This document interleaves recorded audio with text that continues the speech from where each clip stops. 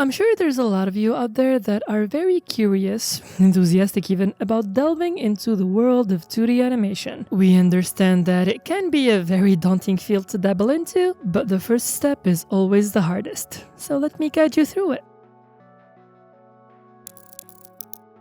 Step 1. Learn the fundamentals. This is a statement that is going to chase you for the remainder of your life, probably. Even as a seasoned veteran, you will always find yourself going back to and practicing these very important aspects of both drawing and animation. The most important things being, well, first and foremost, anatomy and gesture. It's not just enough to be able to draw the human body, or whatever it is you're trying to animate accurately and quickly. The drawing needs to be balanced and grounded in a semblance of reality. Even when cartooning, it's important to understand the rules of anatomy before breaking them. One of the more important aspects to focus on at first is gesture drawing. Gesture is the art of capturing the essence of a pose without going into detail. The focus is in finding the line of action and only focusing on the most important lines that convey the form and movement of the figure you are drawing. This video right here by Karina from the YouTube channel Drawfee goes into depth on how to best portray the human figure from the perspective of an actual animator. She both simplifies, gives helpful shortcuts and tricks, and gives you examples and exercises to do on your own. The second thing that you need to focus on is implementing movement. This can be interpreted in many different ways, but what we are referring to is trying to understand how the movement of your subject works in real life and learning to represent that in 2D form. For example, animating a car can be as simple as drawing said car and just sliding it across the screen, since that's how we tend to perceive it. However, things become a bit more complex when animating a person doing daily activities, for example. How would the body parts move relative to each other when a person does literally anything, from walking to running to getting out of bed? You get the idea. This is something that comes with time, so don't feel bad if it's overwhelming at first. And lastly, you need to learn the fundamentals of animation. And now, this is something we unfortunately can't spend too much time on, as it needs to be a video topic on its own. What you need to know is that these principles of animation, there are 12 of them, boil down to exaggerating movement and giving extra weight to it in order to get a more convincing and satisfying final result. To learn more, we recommend you check out Alan Becker's video, 12 Principles of Animation, official full series, which explain very simply with visual examples how these principles work.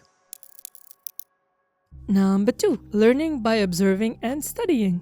As you are practicing your fundamentals, it is important to seek inspiration from both real life and animators with far more experience than you. Everything starts and ends with observation. And I don't mean looking, okay? I mean observing in the sense of absorbing as much information as possible on what makes whatever it is work. You can do that by either trying to animate based on real life footage or simply copying your favorite scenes from your favorite anime, for example. You should also spend some time in the live streaming sphere or simply watch YouTube videos of people doing their craft and try to learn and implement as much of their process as possible. And feel free to ask questions. Most streamers would be happy to answer any inquiries about their process that you might have. But don't just copy, try to understand the process. Number 3. Begin with simple movements. Obviously, as a beginner, you will need to start somewhere easy before jumping into animating the dreaded walk cycle. You should start with even simpler movements such as a bouncing ball. Once you master all the ways a ball can move in 3D space, you can move on to animating a flour sack, for example. This exercise will not only help you understand weight and might even improve your perception of visual storytelling. Then you can try animating some hair blowing in the wind. Slowly but surely, you will gradually climb the ladder until you get into the walk cycle and eventually end up with even more complex scenes. Number 4. Learn to storyboard. One of the most important steps in animated production is the storyboarding step. This usually involves translating a script into illustrated form. You determine and figure out how to compose the key shots needed to best communicate your scenes. These storyboards were usually evolved to represent keyframes or even elongated stills in your final animation. Storyboards give you a starting point, and having somewhere to start is always better than looking at a dreadful empty white page. Ethan Becker will show you some tips and tricks when storyboarding, so you should definitely give that a look. Number 5. Focus on clean movements and simplicity. This tip can easily be misinterpreted, so hear me out. Simplicity doesn't mean simple movements. This, however, refers to being efficient with the manner in which you approach drawing movements regardless of complexity. That was a complex sentence, but let me elaborate. It's very important to pay attention to the silhouette of the pose, making sure it's clean and legible, and more importantly, consistent throughout your different frames. This, again, can only be achieved through drawing the same thing over and over and over again. It is something to be more mindful of, but it's also something that you will naturally improve on over time. Number 6. Focus on storytelling. The domain of filmmaking usually tries to convey a message or tell a story, and in these mediums where time and budget are real constraints, the creators try to be as efficient as possible when telling their stories. What does this mean? Simply put, every scene, every set, every drawing, and every frame serves a greater purpose in conveying the overall mood of the story, where the characters are at mentally without necessarily relying on dialogue or narration. Animation is a visual medium first and foremost, after all, and stripped of all audio, it should still effectively communicate at least a context. This can be achieved in straightforward ways such as facial expressions or body language, but that can also extend to color grading of your scenes. Xiaolong Media goes into how the hit TV series Arcane handles its visual storytelling, so give it a look. Number 7. Pay attention to facial acting. Animating someone who is yelling versus convincing me that that person is truly feeling something that isn't superficial is a different beast. When people speak, it's not only the mouth that is moving, but the emotion behind the speech is usually communicated through other facial features, if not body language in general. Is the person avoiding eye contact or keeping it? Is the facial expression relaxed or tense? All these nuances make a massive difference when implemented. And again, these are things that can only be learned through observation and studies.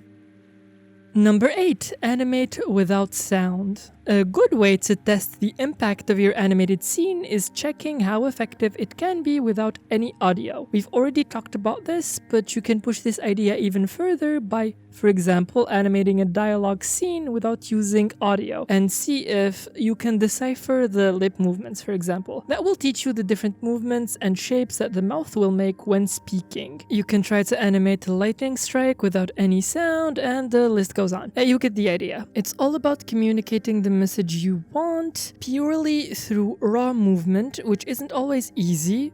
Far from that, actually. Number 9. Keep drawing. Animation is not a sprint as much as it is a marathon.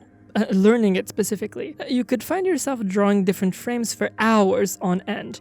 So when I say keep up drawing, I mean it in the sense of keep practicing and stay consistent in order to improve your fundamentals, obviously. But also, I mean it in the sense that you need to improve your endurance, since you will find yourself drawing a lot, and I mean a lot, for every given project. Practice, stay consistent, but also get the necessary rest to avoid burnout.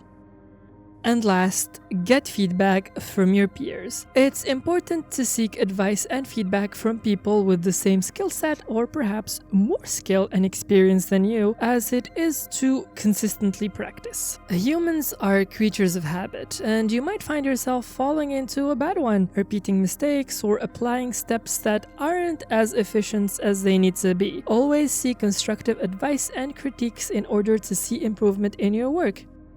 And that's all we have for you today. We hope you found this video helpful. As dreadful as it is, animation is one of the best way you can express yourself in, and we hope this provided a good entry point for beginners. Leave your thoughts in the comments below. Don't forget to like and subscribe, and we'll catch you soon, so do take care. Bye bye!